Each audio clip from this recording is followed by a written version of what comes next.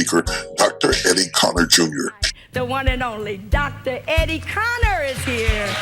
Bless you, man of God. Dr. Eddie Cantor. Please welcome Dr. Eddie. Find the can in cancer. I can move from cancer to conquer to more than conquer. There's nothing that can stop me. There's nothing that can conquer my life. I can conquer it. Eddie Cantor has become a much in-demand motivational speaker in television, radio, and on college campuses. Use what you have to be empowered and to be inspired. Local author Eddie Cantor's message to overcome obstacles and believe in yourself is something we all can associate with. And he's constantly giving back to the community. I am joined now by local Detroit author Dr. Eddie Cantor Jr. The revolution will not only be televised, it'll be digitized. Go to the website. It's eddiecantor.com. Well, this is Dr. Eddie Cantor himself, author, speaker, and professor. How are you? Wonderful, wonderful. How about yourself? Good. I am That's so an honor to be on excited. your show. Yeah, thank you so much. So just for everybody else to know, the reason why I even asked him to come on is because I personally read the book Dear Queen, which is, he's the author of, and was super inspired. Somebody recommended it to me, and she herself, actually, Daria, she has a question for you personally. So I'll ask that later on. But she recommended me the book Dear Queen after, I've recently gone through kind of like a heartbreak situation, and that I'll actually link below the video of that below. I did a vlog about it. And so it actually helped me so much because I did an audio version of it. She specifically said, get the audio version. And I didn't know at the time, but once I started listening to it, I quickly figured out why she said get the audio version, just because his voice is the way he talks, and it's just so, it just pulls you in, and it really inspires you and moves you to a more positive light and the way you think. And I even told Dr. Eddie that I have slept with him. And so it went into my subconscious of, just empowering me as a woman and getting out there in life and just knowing my worth and my value. And so I want to thank you personally for that, actually. So thank you so much. You're welcome. Yeah. And then, of course, thank you for welcome. coming on. So, tell us a little bit about what inspired you to really speak to these women, because I know all of your books are really geared towards women. So why is that? Yes, and of course, again, such an honor to be on your program, your show, and to really speak into the lives of great women like yourself. Your last name is pronounced leader for a reason. And so That's right. And I saw a great leader in my house. I call my mom a G. It doesn't stand for gangster, it stands for general, because she raised myself and my brother as a single parent mother. And really is a 30-year educator, special education. Many days I didn't really see her sweat. And she really helped me to understand the worth of a woman. I mean, she'd stand in front of a door until I held it open for her. And so to be the essence of what a gentleman is and to treat a woman like a queen is what I really have been so impressed upon in my life. And I've really been inspired. People ask me all the time, who inspires you? And they think it's just one central person. And I say it's women. Women inspire me. You create something from nothing. You multiply your gifts. You do so much more with the less that you've been given. And to really speak life into the lives of those who give us life is really what I'm passionate about. That's so great. I do know that you have, when you were 15 years old, that you actually have a cancer experience. So could you tell us a little bit about that and what that was like? Absolutely. Just 15 years of age and, just being a tender teenager, just a regular kid. I'm experiencing chest pains, and oftentimes as men, what we do, we try to mask our pain, as boys even. In society, you're taught to You fall off a bike, don't cry, don't even emote at all. Vulnerability and masculinity can oftentimes not coexist in the same space. Oftentimes it's seen as femininity. Mm-hmm. And I was silently crying on the inside after experiencing these chest pains, not necessarily knowing what was going on. I'm over at my friend's house watching a football game. By halftime, I can't breathe. Long story short, his mother takes me to the hospital. My mom shows up as well, and the doctors think it's a punctured lung. They take me to another hospital. They find out after IVs everywhere, you name it, do a CT scan of the chest. They take me and do surgery immediately. They see there's a tumor, there's a mass growing in my chest, so fast that they could literally see the mass growing with the naked eye. Felt great coming out of surgery. The doctor says, Eddie, we have a diagnosis for you. You've been diagnosed with NHL. Now, for me, I said, I'm getting ready to be the youngest owner of a National Hockey League team. I don't even play the sport. And I said, NHL, there's got to be National Hockey League. He says, no, you've been diagnosed with not 1, not 2, not 3, but 4. I felt my pockets to find $4. He says it's stage 4 cancer. I said, how is this happening to me? I know in retrospect, every second American, 2-3 people are diagnosed with cancer. 1 in every 1,000 teenagers is afflicted. And to now be wondering am I breathing my last breath without a praying mother, without her support. My own father, biological father, never visited me one day in the hospital. And to have to grapple through cancer, chemotherapy, radiation, 5 days a week out of school my sophomore year, it was definitely a tough crossroads and challenge. But I remember that first 3 letters in cancer is can. And my mother told me, she said, everybody in life gets knocked down, but a knockdown is not a knockout unless you stay down. Mm-hmm. You have to get back up again and keep fighting.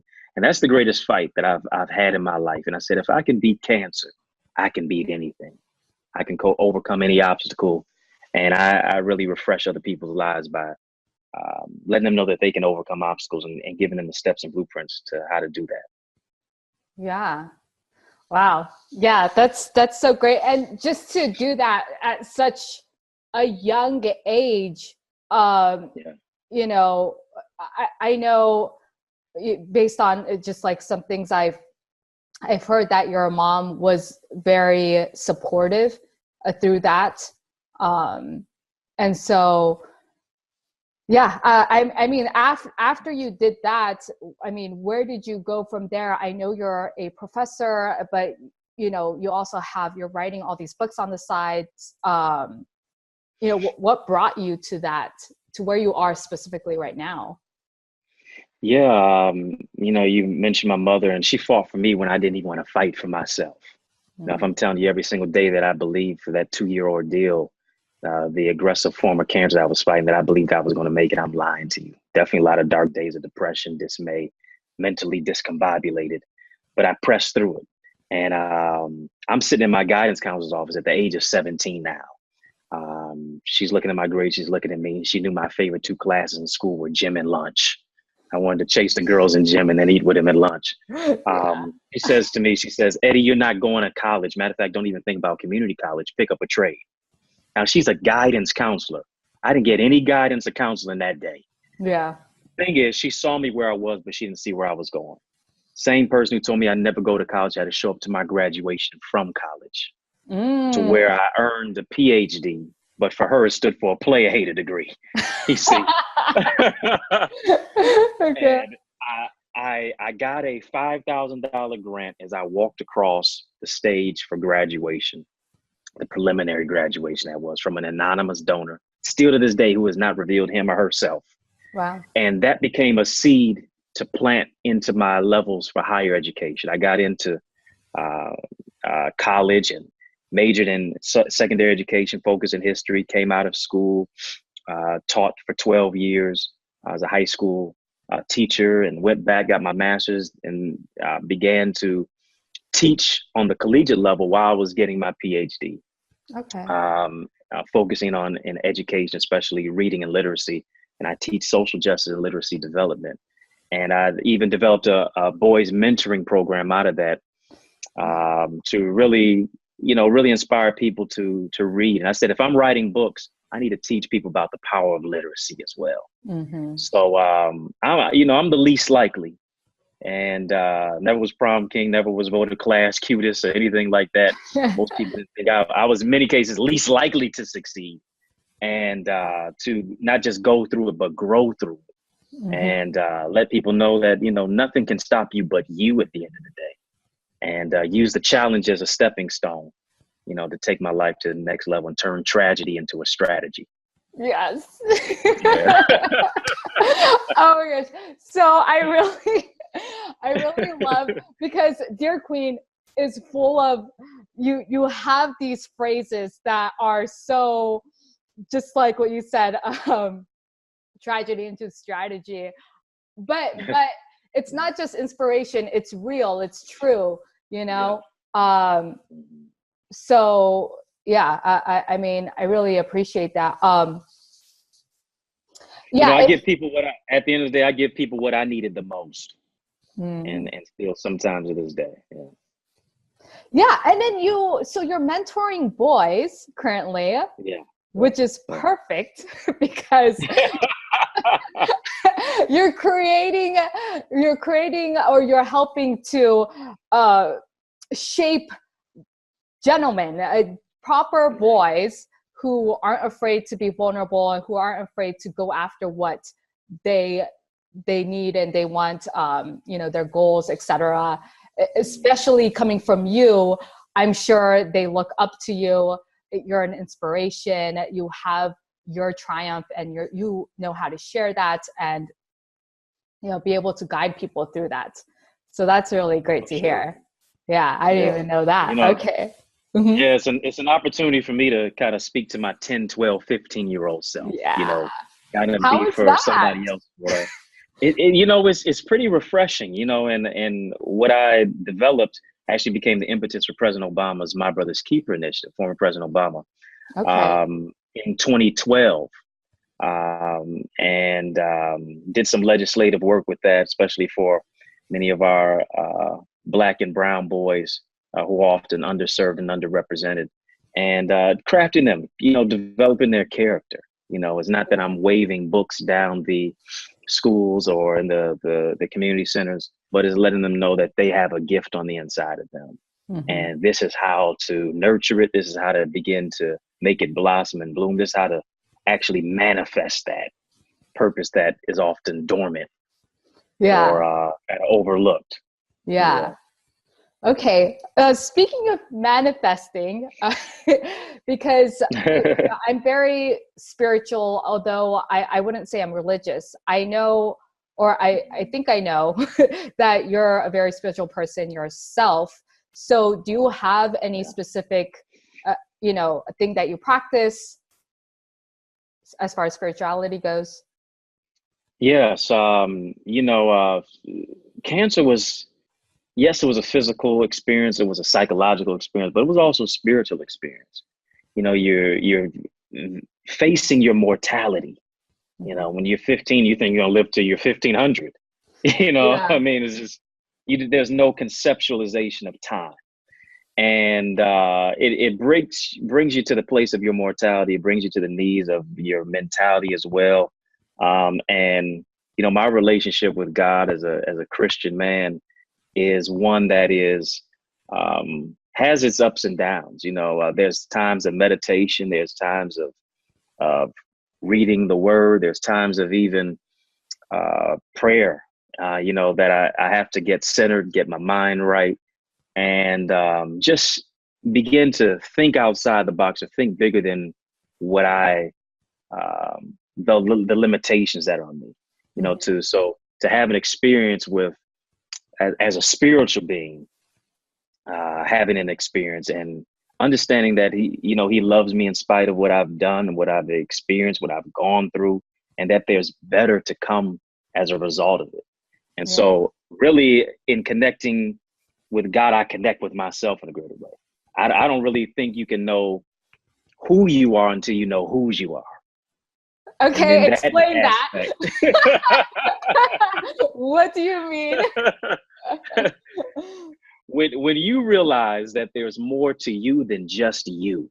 Mm-hmm. You know, it's one thing for me. Say, for instance, and I'm sure you drive you probably have a philosophy: if it's not foreign, it's boring.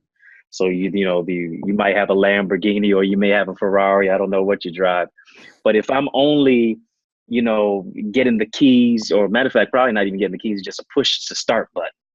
And I'm operating this vehicle, I'm probably just using 2% if I don't refer to the manual as the person who sold me the car told me to do. Mm-hmm. I'm only operating maybe 2% of it. But when I begin to look into the manual, now I see that there's something that I probably should push. I can use this button. I can use this for that. And I think our life is that way as well. When we get into the manual of God's word, he shows us who we are, but also certain things that we haven't necessarily tapped into yet, so that we can move from regular to premium. Okay. So that we can move from maybe 5%, and you're doing good. Maybe I'm operating my life on 10%. Maybe somebody's operating their life on 20%. But how do I get as close to 100% as possible? Yeah. Yeah. That's so great. You know what? I was just making a video about that, actually, about how you need to have something that's beyond you, that you're working towards or you're serving. You don't have to, I guess, but it's easier to break through those hard times because everybody has those hard times, no matter what, because that's life, right? And so when you are serving or you're on a mission or you have a purpose that is beyond you, which is just a superficial being, then it's easier to, it doesn't matter, because everything else, the woes is even as painful as it may be, it's superficial. It's if you have that mission, then it's because it's beyond you, and you are just a servant of that, if that makes sense. Yeah, Absolutely. It taps into that why. Yeah. The what, the where, the how, and the when. The whole why aspect. That centralizes you into just what you're saying, the purpose. Yeah, definitely. Oh, okay. So, I know, okay. So as far as women entrepreneurs and men as well, to be honest, because a lot of the people watching, it's actually a group of women and men of digital entrepreneurs out there. Do you have any tip or advice to push through the ups and downs of entrepreneurship? Yeah, there's a quote that suggests being an entrepreneur is like jumping off a cliff and building a plane on the way down without a parachute. Mm-hmm. So the whole aspect that there is risk and there is reward that is related to that. But unless I take the risk, I can't get the reward. And so I have to understand that you got to be comfortable being uncomfortable, got to be uncomfortable being comfortable. And there's going to be some ups and downs. Sometimes revenue is going to be high. Sometimes it's not going to be as high. There's some ebbs and flows to it, but you have to continue to be resilient. You have to continue to hone your craft and keep pushing, because if you understand that whole aspect of why you do it. Mm-hmm. See, so many people, sometimes they open up businesses. They say, I want to start this, that, and the other. They vacillate from time to time, and they don't really have a whole mission in mind, because their whole mission is money. Mm-hmm. When you're specifically revenue, financially, money, monetarily driven, you never really get what you want anyway. But when you're purpose driven, you don't chase money, but money will chase you as a result of it. It's not going to happen overnight. But as you keep working on it, it's going to happen. It's going to happen. And you're going to see it pick up. You're going to see as long as you remain determined, diligent, and consistent, the doors will open up. Yeah, I agree 100%. Yeah, I mean, it seems like, because you are an entrepreneur in a way, because you are an author, you are a speaker as well. Mm-hmm. What has motivated you personally to go through those bad times? Yeah, just being my authentic self, being genuine. And I think people recognize that more than anything. And, when you have a genuine experience of hardship, of trying to hustle through it and finding strength from your struggle, it gives you a different perspective. And of course, you don't want it to take, nobody should ever let it take something so tragic or seeming tragic to begin to transform your mindset. But in many times, sometimes those experiences are opportunities for us to wake up to the realization of who we are and how we can influence people. And, you know, for many years, I was teaching while I was writing. You know, I didn't just birth 8 books overnight after I quit my job. No, I was writing when I'd come home. And my philosophy was work your dream until your dream becomes your work. Many times people leave their job and they go to the bar. They leave their job and they go to the mall. They leave their job and they just go hang out with friends. But while I had my 8 to 3, I came home. In many cases, it was 8 to 5 because I was staying after school mentoring people, young kids. But I did my 8 to 5, and then I'd come home and do my 5 to 9 or 10, 11, 12. So I was working my dream until my dream actually literally became the work that I was involved in. Yeah. So you just gotta sometimes juggle it, you know, until you get to the place to where you say, you know what, I can now support myself totally and completely and be my own boss, CEO of your own life, so to speak. Yes. Yes. Oh, Yeah, that's great. yeah. Okay. So, you know, I do keep hearing that 2018 is the year of the women. Yes. What do you think about that? Oh, it absolutely essentially is the year of the woman. And it's letting women know that you are enough.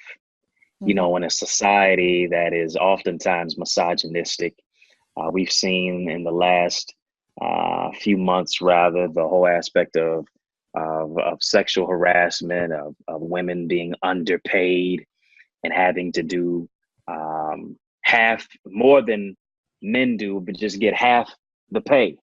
You know, 70 cents, I believe, 72 cents that women make to every man's dollar.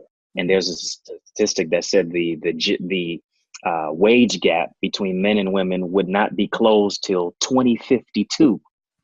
So what does that message suggest and translate to our girls, our daughters, our mothers, our grandmothers, our women across society, who, you know, really the hand that rocks the cradle really should be ruling the world, so to speak.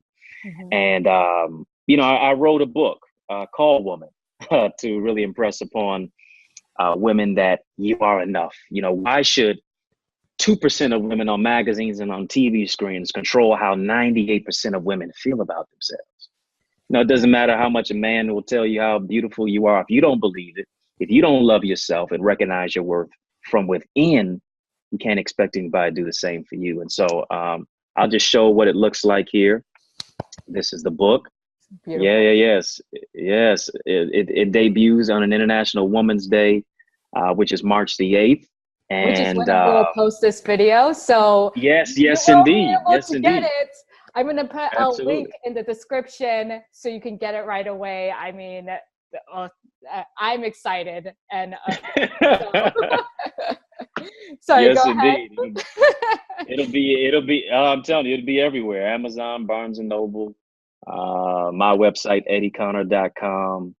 So wherever books are sold, it'll be there. And it's definitely a great read. And I think it's a generational heirloom as well, from women to their daughters, their children, and so on and so forth. Yeah. Okay. And what is it specifically about? Yes, the whole aspect of woman, I define what a woman is with this acronym: wonderfully orchestrating magnanimous achievements naturally. And it speaks to the essence of who a woman is. It's not just about what's on her, it's about what's within her. And the inner value, the aspect of being a nurturer by nature.